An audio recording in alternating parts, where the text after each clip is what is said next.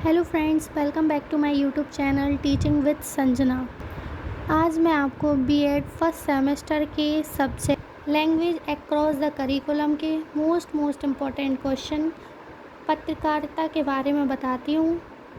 आप किसी भी यूनिवर्सिटी से हो, आपके लिए ये क्वेश्चन मोस्ट इम्पॉर्टेंट है। तो आइए इसको देखते हैं। पत्रकारिता क्या होता है? नारद मुनि को पत्रकारिता का पूर्वज माना जाता है। महर्षि नारद मुनि अपने समय में विश्व का भ्रमण करके समाचार दिया करते थे, जिससे व्यक्ति अपना कार्य पूरा कर सके। इसी संदर्भ में राष्ट्रपिता महात्मा गांधी ने कहा था, समाचार पत्र का एक उद्देश्य जनता की इच्छाओं, विचारों को समझना और उन्हें व्यक्त करना है। पत्रकारिता के लिए अंग्रेजी में जर्नलिज्म शब्द का प्रयोग किया जाता है, जिसका शाब्दिक अर्थ है दैनिक विवरण। इसे अंग्रेजी में न्यूज़ शब्द का भी प्रयोग किया जाता है। इसे हम अंग्रेजी में न्यूज़ शब्द भी कहते हैं, जिसका अर्थ होता है चारों ओर का समाचार। सरल शब्दों में देश विदेश में घटने वाली घटनाओं को इकट्ठा करके उन्हें समाचार के रूप में बताना, इसे ही पत्रकारिता कहते हैं। देश विदेश की घटनाओं को इकट्ठा करके उन्हें समाचार के रूप में दिखाना या बताना पत्रकारिता कहलाता है। प्रसिद्ध शायर अकबर इलाहाबादी का यह शेर अखबार के महत्व को बताता है। खींचो ना कमानों को, खींचो ना कमानों को, न तलवार निकालो, जब तोप मुकाबिल हो तो अखबार निकालो। प्रसिद्ध शायर अकबर इलाहाबादी का यह शेर अखबार के महत्व को बताता है। अब देखते हैं, भारत के गोवा में 1550 में प्रेस की स्थापना हुई थी और बम्बई में 1662 में प्रेस की स्थापना हुई थी और कलकत्ता में 1779 में प्रेस की स्थापना हुई थी। ये 3-4 आप लोग याद कर सकते हो, इससे क्वेश्चन आपका अच्छा लगता है। अब देखते हैं विद्वानों के द्वारा दी गई डेफिनेशन।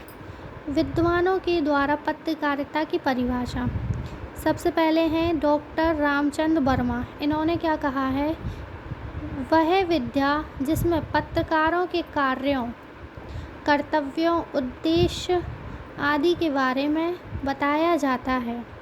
मतलब जो कार्य पत्रकारों के कार्य, कर्तव्य, उनके उद्देश्यों के बारे में बताते हैं, वह पत्रकारिता कहलाती है।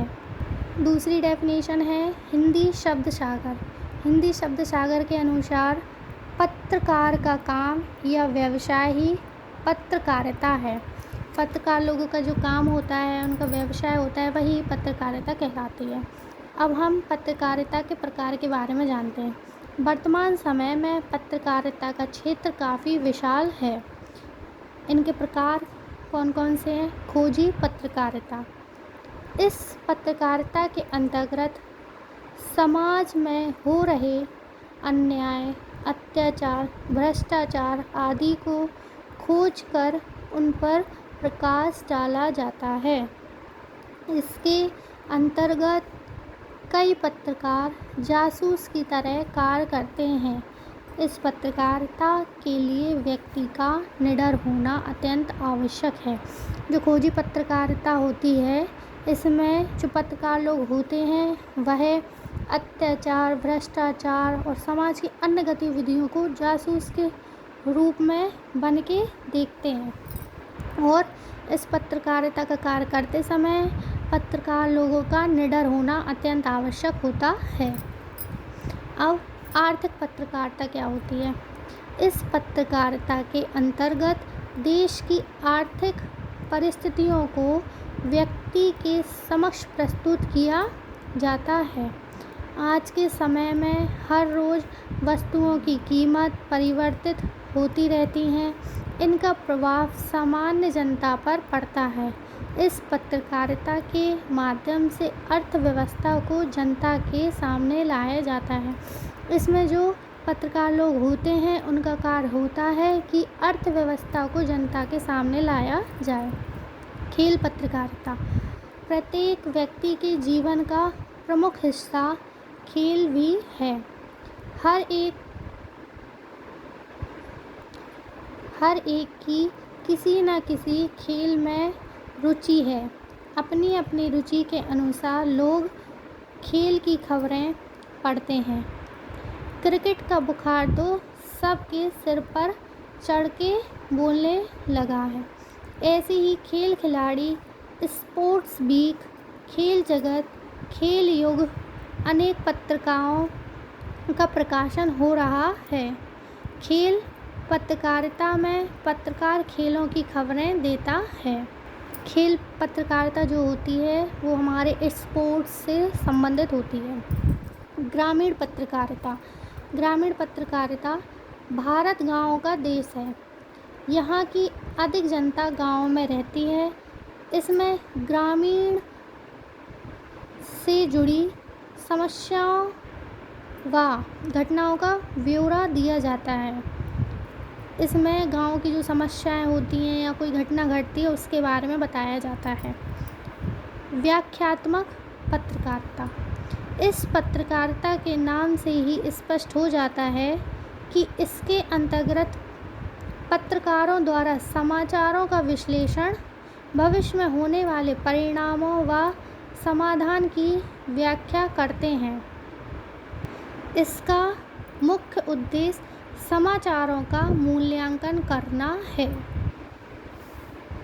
विकास पत्रकारिता इसके अंतर्गत सामाजिक, आर्थिक, वैज्ञानिक विकास के बारे में बताते हैं। इसके अंतर्गत यदि विकास कार्य में कोई ठेकेदार या अन्य लोग मिलकर कोई घोटाला करते हैं, निर्माण कार्य में कोई रुकावट आए, ये सभी पक्ष भी इसी पत्रकारिता के अंतर्गत आते हैं। अब संसदीय पत्रकारिता इस पत्रकारिता के अंतर्गत संसद के दोनों सदनों, राज्यों की विधानसभाओं, विधान परिषदों की गतिविधियों की रिपोर्ट तैयार की जाती है। 8वीं हेडिंग है रेडियो पत्रकारिता। इसके अंतर्गत समाचार दर्शन, ध्वनि संपादन व अन्य प्रकार की जानकारियाँ दी जाती हैं। 9 है टेलीविज़न पत्रकारिता। दूरदर्शन के समाचार लिखते समय का विशेष ध्यान रखा जाता है। दूरदर्शन के समाचार लिखते समय का विशेष ध्यान रखा जाता है।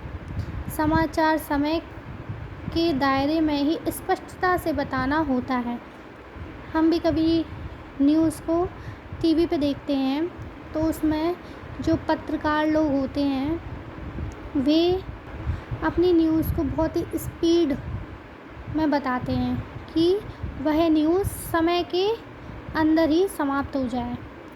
अब बाल पत्रकारिता नन्हे मुन्नों की बाल चेष्टाओं को भी पत्रकारिता में स्थान मिलने लगा है। बच्चों की रुचि और आकांक्षाओं के बारे में बताया जाता है। पत्रकारिता में और भी कई पत्रिकाएं होती हैं, जैसे ऐतिहासिक पत्रकारिता, न्यायालयीन पत्रकारिता, फिल्मी पत्रकारिता, फ़ोटो पत्रकारिता आदि बहुत सी पत्रिकाएं होती हैं। आप लोग इनमें से कोई 5-7 हेडिंग पढ़ के अपने पेपर में जा सकते हैं। इसके बाद हम पढ़ेंगे नाटकीय घटना, रंगमंच एवं अभिनेता नाटक। अगर आपको ये वीडियो पसंद आई हो तो आप मेरे चैनल को सब्सक्राइब कीजिए, वीडियो को शेयर कीजिए और लाइक कीजिए। Thank you.